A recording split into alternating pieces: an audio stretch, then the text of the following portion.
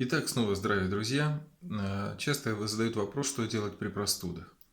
Самый-самый, наверное, простой способ и оптимальный – это два продукта, которые я уже использую больше года, и они дают очень хороший результат. Это Solberry H и Argent Max. Почему именно они?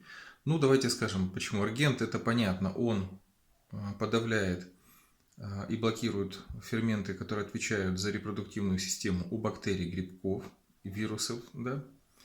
А вот что касается Солбери, это продукт, который содержит, сам по себе является сублимированным экстрактом облепихи, но главным, наверное, в нем будет то, что помимо всех самых полезных свойств облепихи, богатства витамина С и так далее, наверное, самое важное, то, что делает у нас в организме этот продукт, это он борется со слизью, ребят.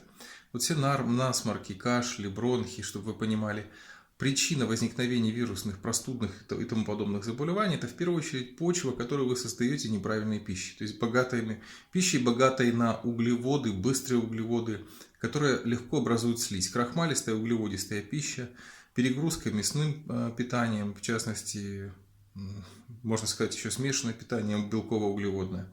Оно создает слизь, которая является идеальной питательной средой для бактерий и грибов. Соответственно, появляются эти проблемы. Что я советую? Капсулка Argent Max, 2 капсулки Solberry H, на полстакана воды за 20 минут до еды 3 раза в день при простудных заболеваниях. Слизь начнет активно отходить, выходить, так как Solberry содержит большое количество органических кислот, помимо всех полезностей, я не буду их перечислять. Я опишу самое важное. Он борется со слизью и является мощнейшим антиоксидантом, то есть восстановителем поврежденных клеток. Соответственно, эти два продукта номер один при простудных, вирусных и грибковых заболеваниях. Коктейльчик называется бомбочка, то есть 1 Argent Max на полстакана. Растворяем капсулку, да? Высыпаем капсулку и высыпаем 2 капсулки Solberry H. Настаиваем 3 минуты и пьем.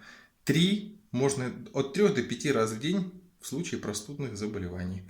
У детей доза меньше, у взрослых больше. Детям 2-3 раза, взрослым до 5 раз в день. Удачи всем, будьте здоровы!